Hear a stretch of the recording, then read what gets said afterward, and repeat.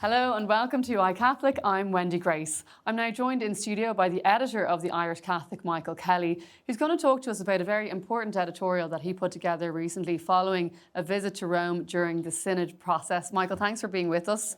Obviously at the Synod there is so many issues being discussed by the Universal Church. We're talking about, every country in the world nearly represented with various different issues. But one in particular that you have been writing about is in relation to the abuse scandals. For you, was it a moment where you're kind of looking at this is how we're dealing with this situation in Ireland in terms of child safeguarding, etc., but there could be very different experiences in other countries in the world. You're looking at it from the universal perspective and you described it as stomach-churning. Why is that? Yeah, Wendy, I was loath to write about the issue of abuse because I've been writing about it for 20 years. And if I've been writing about it for 20 years, that means my heart put upon readers have been reading about it for 20 years. I mean, we know the history of this issue in Ireland. We know how it cuts to the heart of the credibility of the church. We know how many people have walked away from the church. We know how many people who are still in church have really lost faith in the church's leadership around this issue of abuse. But we also know in Ireland that there have been huge moments of heroism. We know that the safeguarding culture that exists in the church in Ireland now is absolutely second to none. We know that other sporting organisations, government agencies look to the model that is in place in the Catholic Church at the moment. And God knows it was hard won and so much pain of the victims and so much misery that was caused by the church's inability to handle these things properly. But Irish bishops now for many years have been meeting with survivors, have been listening to them, have very much been driven forward in their determination by listening to the pain of survivors. And yet I'm in Rome at the Worldwide Synod on the Future of the Church, and a Vatican spokesperson is saying that it's very important now for church leaders to start to listen to the voice of survivors. Now, what has prompted that? What's prompted that has been a prominent case of a Slovenian former Jesuit. I say former Jesuit because he's recently been dismissed from his own Jesuit order. Fr Marko Rupnik was recently incardinated. Now that means brought back into a diocese in his native Slovenia to serve there in active ministry. This is despite the fact that very, very credible allegations of abusing adult women have been made against Father Rupnik. And the victims have come forward and they've said, why has he been reinstated? Why are we not being listened to?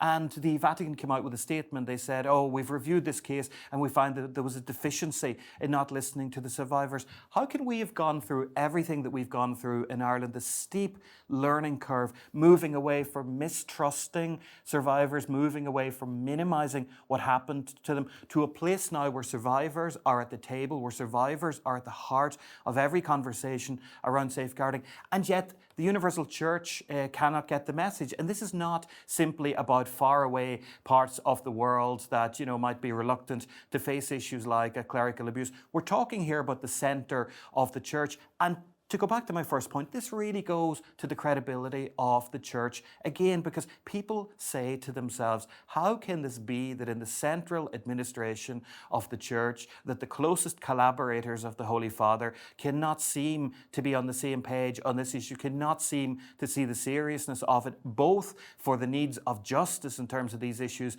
to be addressed, but also for the credibility of the church. When you think about that, Michael, in terms of where is the will to actually, do a lot of what Ireland has done, acknowledgement of the past, looking towards the future and then doing the practical thing. I mean, it's very encouraging. I'm sure you have done, the safeguarding courses where people, they want to be part of it to protect those who are vulnerable, but to protect our church as well. And there's a real will there from people. But there's also a blueprint. Like you say, there's a model where, other organisations are saying, look, the safeguarding measures that you're putting in place really work, they're really good. How can it be that we have this universal church that we can't take a blueprint from a country like Ireland and just apply it universally? Why has even that simple step not happened? That's what's difficult to understand. I mean, I think no doubt there's a little bit of foot dragging going on here. I mean, let me put it this way. I don't think there's anyone in the Roman Curia, anyone in the Vatican who is in the least bit ambivalent about the issue of abuse. I don't think that's the case. I think the problem is the bureaucracy that goes on about it, whose responsibility is, which department looks after that, who funds that. We know Mary Collins, the very, very brave survivor of abuse here in Ireland, an advocate for those who have been abused, an advocate for those who have, for reforms within the church in the area of abuse, and herself a woman of profound faith. She resigned, she quit from the Pope's committee, the Pontifical Commission for the Protection of Minors, saying that it was being under-resourced, saying that it didn't have the finances that it needed, it didn't have the independence from the Roman Curia that it needed. So I think it's suffering here from a certain suffocation from those in Vatican offices who are worried about losing their own authority over things. It seems to me that we need a much wider reform, and it seems to me that we need something for the global church akin to what we have here in terms of our independent safeguarding board, that body which can be external and can hold people to account, because this really is so important for the credibility of the church. Because unfortunately, you and I know this, you and I know that the strides that have taken place in the church in Ireland, you and I know the gold standards, but unfortunately, when people pick up stuff like this and people see that in 2023 the Vatican is accused of failing to handle a case like Father Rupnik's better, many people think, how are we back to square one? How has the church learned nothing? And that is so demoralising for all the people who have worked so hard on this issue. And that's another thing that Mary Collins talks about in her interview in the Irish Catholic, how demoralising it is for all of the church volunteers around Ireland who are breaking their backs on safeguarding issues and coming to terms with all kinds of new issues like online, like social media, like all of these challenges. They're really in the forefront of ensuring that the church has the best practice.